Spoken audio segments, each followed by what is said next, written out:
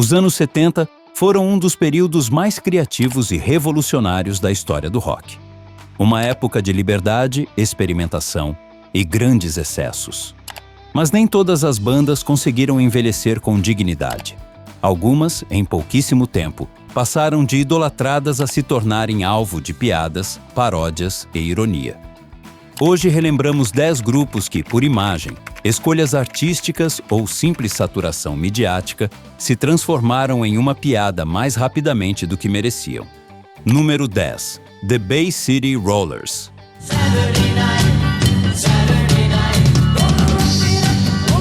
No início pareciam a resposta escocesa aos Beatles, cabelos bem arrumados, refrões cativantes e um público adolescente em delírio.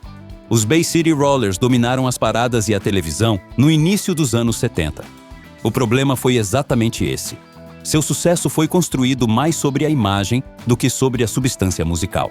Tartan, sorrisos forçados e canções pensadas para durar uma temporada. Quando o público começou a amadurecer, eles ficaram parados no tempo.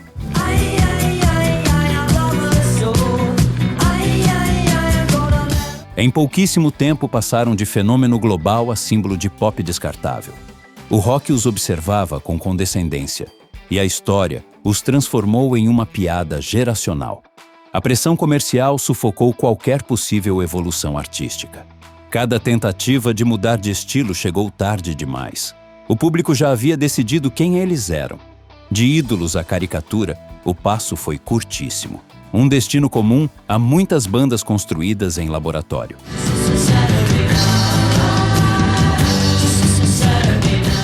Número 9. Village People.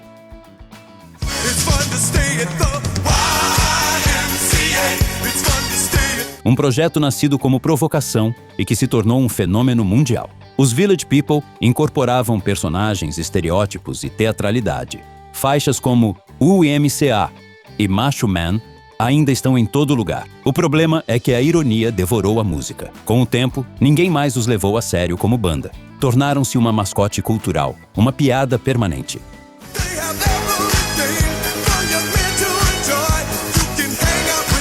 Seu impacto foi enorme, mas o respeito artístico se dissolveu. Hoje, são lembrados mais pelas coreografias do que pelas canções. Um sucesso total que apagou qualquer credibilidade rock. A imagem deles tornou-se mais forte do que seu catálogo. Cada aparição pública reforçava o estereótipo. O público ria, mas já não escutava. A música ficou em segundo plano em relação ao figurino. De ícone pop à caricatura, a fronteira foi tênue. E uma vez ultrapassada, não há volta.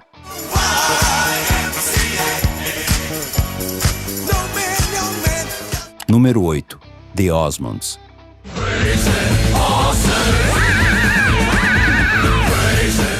Talento verdadeiro, vozes sólidas e uma disciplina impressionante, mas também uma imagem excessivamente limpa. Os Osmonds eram o sonho americano perfeito. Perfeito demais. Enquanto o rock ficava sujo, rebelde e perigoso, eles permaneciam imaculados, e isso os tornou rapidamente obsoletos. O público começou a rir daquela perfeição artificial. A música foi sufocada pela estética familiar.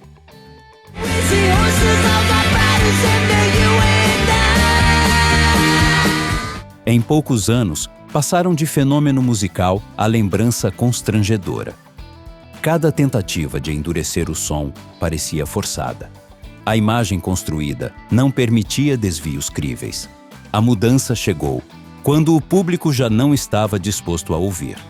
O contraste com o espírito da época era evidente demais. Assim, foram arquivados como produto de outro mundo. Um exemplo claro de como a imagem pode se tornar uma prisão.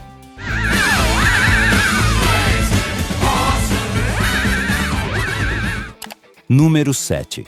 Sweet.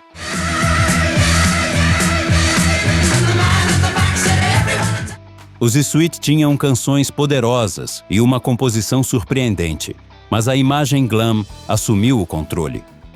Maquiagem, figurinos excessivos e atitudes teatrais. O público começou a se concentrar mais na aparência do que na música. Apesar de faixas sólidas e riffs memoráveis, foram rotulados como caricatura. O glam rock era uma faca de dois gumes e...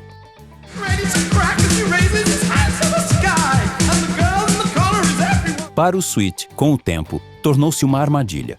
Seu valor musical foi frequentemente subestimado. Muitos os consideraram uma banda construída apenas para o espetáculo.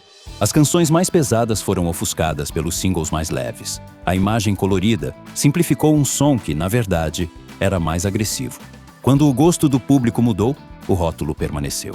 Só anos depois, veio uma reavaliação mais honesta. Mas o dano à reputação já estava feito.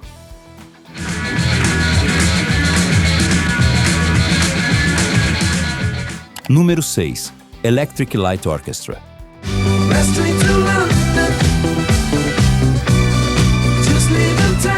Jeff Lynne tinha uma visão genial.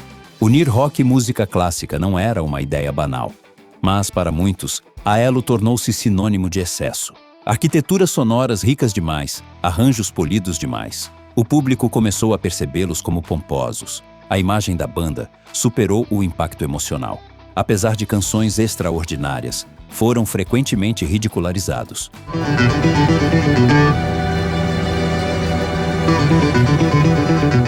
A ambição foi confundida com arrogância. Cada novo álbum parecia confirmar essa percepção. A complexidade musical afastou parte do público rock. Alguns os viam mais como um projeto do que como uma banda. A fronteira entre inovação e caricatura tornou-se tênue, e a Elo acabou muitas vezes do lado errado dessa fronteira. Se você gosta desse tipo de análise sobre a história do rock, inscreva-se no canal. Aqui se fala de música sem filtros e sem nostalgia cega.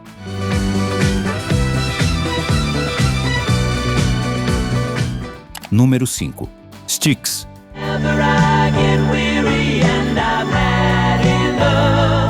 O Styx representava o lado mais teatral do rock americano. Álbuns conceituais, letras épicas e melodrama. Por um período, funcionou. Depois o público mudou. O rock tornava-se mais direto, mais cru. O Styx ficou preso à própria grandiosidade, passaram a ser vistos como pretensiosos.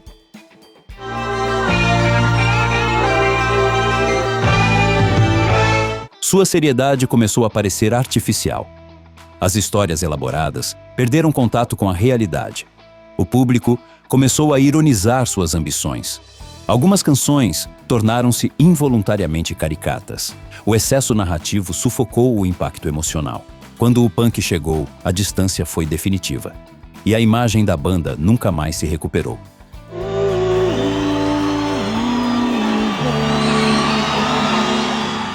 Número 4. Kansas.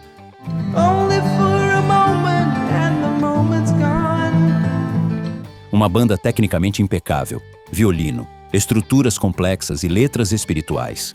O Kansas tinha tudo para ser respeitado, mas também sofreu com o excesso. O rock progressivo começou a parecer distante, frio. O público os reduziu a uma única canção. Dust in the Wind tornou-se uma piada recorrente.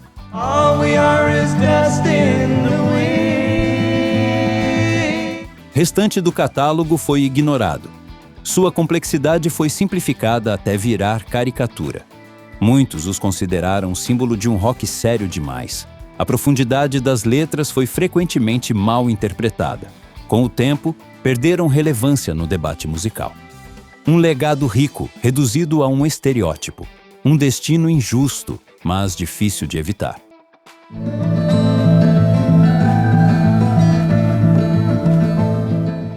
Número 3. Foreigner.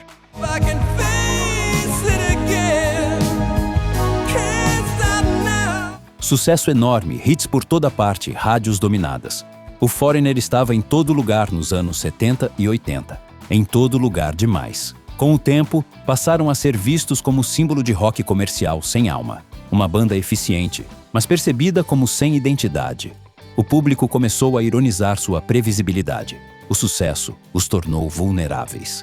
Cada novo single parecia uma fórmula já conhecida. A segurança musical foi confundida com falta de risco. Seu estilo foi associado a um rock corporativo. A imagem polida afastou os fãs mais puristas. Com o tempo, tornaram-se mais uma marca do que uma banda. E a ironia tomou o lugar da admiração.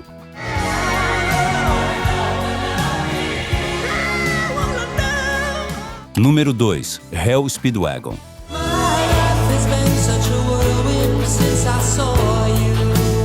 Uma carreira longa e cheia de sucessos, mas também uma transformação drástica. De banda de rock a máquina de baladas. O público os associou apenas às canções mais românticas. Seu lado mais energético foi esquecido, tornaram-se sinônimo de excesso emocional. Uma banda séria reduzida a meme sentimental. Cada balada reforçava essa percepção. O sucesso comercial mudou a forma como eram vistos. Muitos deixaram de ouvi-los sem realmente reouvi-los. O passado rock foi apagado da memória coletiva. Ficaram presos à própria fórmula. Um caso emblemático de imagem que supera a história.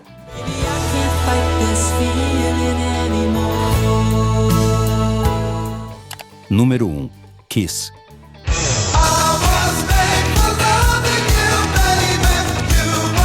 Talvez o caso mais emblemático de todos. O Kiss transformou a imagem em um império. Maquiagem, fogo, espetáculo e merchandising. O problema é que a imagem devorou a música. Para muitos, o Kiss tornou-se uma piada ambulante. Uma banda mais famosa pela maquiagem do que pelas canções. Cada novo excesso reforçava essa percepção. O personagem assumiu o controle sobre o artista. O rock começou a olhá-los com desconfiança. A teatralidade foi confundida com falta de substância. E ainda assim, o catálogo está cheio de faixas sólidas. Seu impacto cultural permanece inegável. Mas, uma vez perdida a credibilidade, é difícil recuperá-la. Os anos 70 não criaram apenas lendas intocáveis. Criaram também bandas que o tempo transformou em caricaturas, às vezes injustamente, às vezes por culpa própria. A música, porém, continua sendo sempre mais complexa do que os rótulos. Qual dessas bandas você acha que foi tratada de forma mais injusta pela história? Escreva nos comentários e vamos continuar a discussão.